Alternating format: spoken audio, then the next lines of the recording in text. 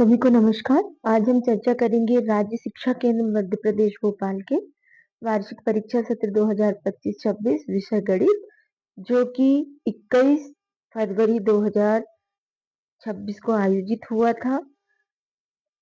कक्षा 8वीं का प्रश्न पत्र है। इसमें पूर्णांक देख रहे हैं हम लोग। 60 नंबर का ये पेपर है और समय 2.5 घंटे निर्धारित है। इसमें पहला बहुविकल्पीय प्रश्न है।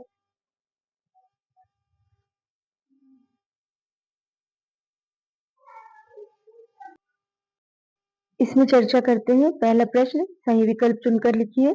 हर एक प्रश्न के लिए एक एक अंक निर्धारित है।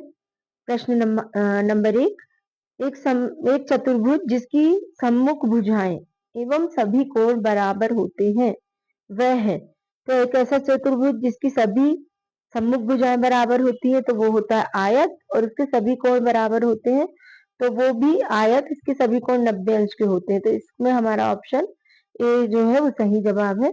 इसके बाद दूसरा प्रश्न है, एक पासे को उछालने पर 5 से छोटी संख्या आने की प्रायिकता क्या होगी?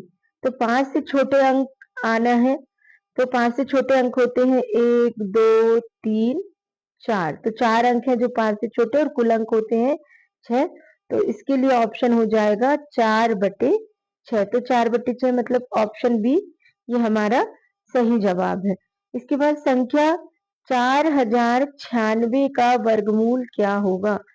4096 का वर्गमूल होगा। तो ये वर्गमूल में अंतिम अंक 6 है।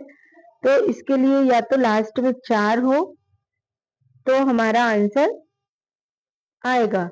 तो इसमें कहीं पर भी आंसर नहीं है, तो इसमें ये चारों विकल्प जो दिए हैं ये गलत है। इसमें आपको बोनस अंक मिलेगा। 4096 में इसका सही उत्तर होगा 64।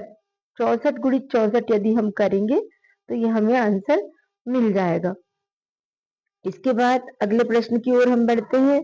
अगला प्रश्न लिखा है, संख्या 60 के घन में शून्यों की संख्या कितनी होगी? 60 का घन यानी 60 गुणित 60। तो 3 जीरो दिख रहे हैं, तो इसमें 60 के अंक में जो है वो शून्यों की संख्या क्या हो जाएगी? ये हमारा ऑप्शन 3। फिर अगला प्रश्न पांचवा, किसी संख्या का वर्ग 7225 है तो वह संख्या क्या होगी? तो वह संख्या होगी ऑप्शन सी 85। इसके बाद रिक्त स्थान में चलते हैं हम। रिक्त स्थान वाले प्रश्न की ओर बढ़ के देखते हैं। पहला प्रश्न जो है 6वां प्रश्न, इसमें भी प्रत्येक प्रश्न में एक अंक है। इसको देखते हैं कि समीकरण 2x धन 8 बराबर 16 में x 1 है।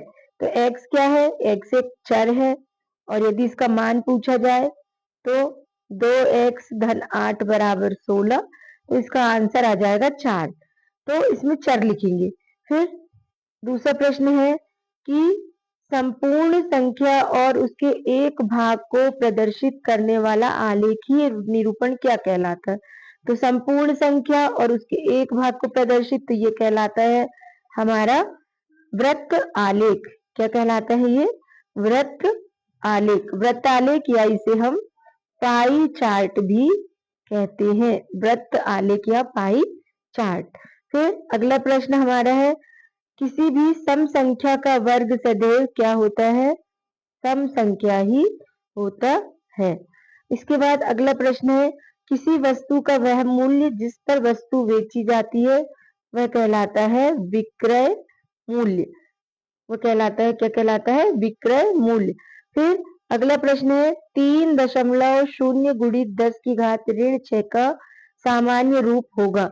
तो ये हो जाएगा 3.02 बटे 10 की घात 6। ऋण 6 तो वो नीचे बटे में आ गया, और 6 है तो 5 अंक पहले संख्या इधर चली जाएगी, तो ये हो जाएगा 0.000000, और ये हमारा जो लिखा हुआ था 302।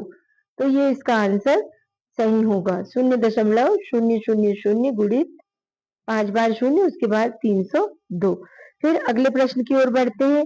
ये अति लघुत्तरीय प्रश्न है।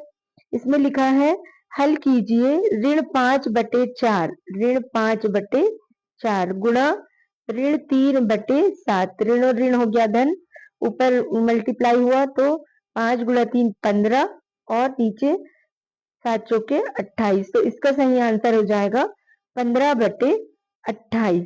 तो इस प्रकार जो है ये अभी प्रश्न 11 तक हमने देखा। इसके बाद आते हैं प्रश्न 12 में।